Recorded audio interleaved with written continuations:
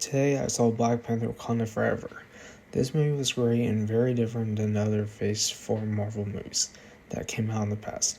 This movie was so very emotional throughout the film from beginning to end that dealt with the themes of grief and loss a lot. This film was darker than the first movie and was a great choice because of the themes that are in the film that makes this movie different than the usual superhero movie. The director Ryan Coogler did a very great job with this film, especially when the film process of this movie turned upside down after Chadwick Boseman died in 2020, where Ryan Coogler had to change the whole idea and story for the sequel, and incorporate many things including the death of Chadwick Boseman.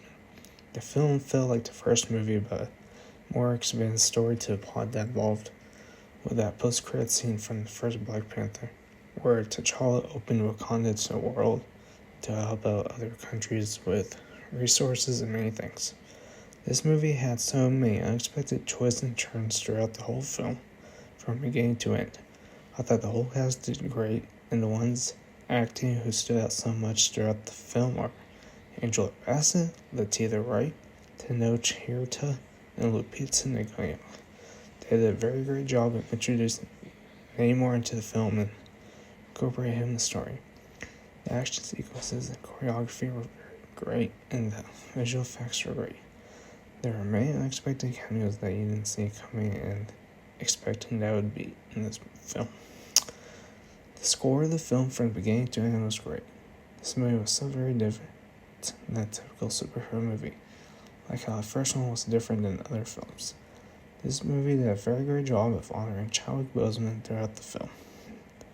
There will be Marvel fans who will agree with this movie and some that won't agree because of the impact after Chadwick Boseman's death, but I can't blame it because it was the director's choice of what should be in the movie and what shouldn't be in the film. But I think the director did a very great job with the whole film overall. I felt like this movie, Shang-Chi, Spider-Man No Way Home, and Doctor Strange 2 were the best Phase 4 MCU movies.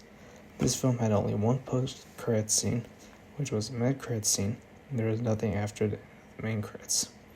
I thought Black Panther Wakanda Forever ended Phase 4 strong, after Phase 4 was a bit off track, with Thor Love and Thunder, Eternals, and Black Widow. I think the idea they had with the only one post-credit scene was a great choice to do, because it helped make the movie feel great and ended the Phase 4 very well.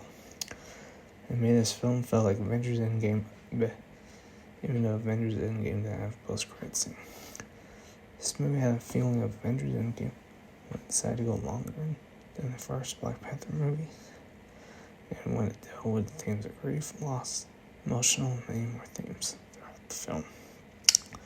Can't wait to see what they do later for Phase 5 and how they will continue with the Black Panther release and make Black Panther 3 and many more.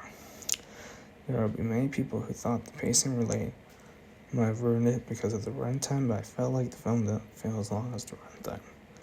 Like Avengers Endgame, that film was longer than Black Panther Wakanda Forever, but it didn't feel like the runtime in my perspective. I thought Marvel did a great job in this film in Phase 4, and to have people waiting for Ant-Man and the Wasp Quantumania kick off Phase 5. There will be people who agree or disagree with this movie review and other reviews for Black Panther Wakanda Forever, but oh well, everyone's opinion on this movie is different, and I understand everyone's perspective.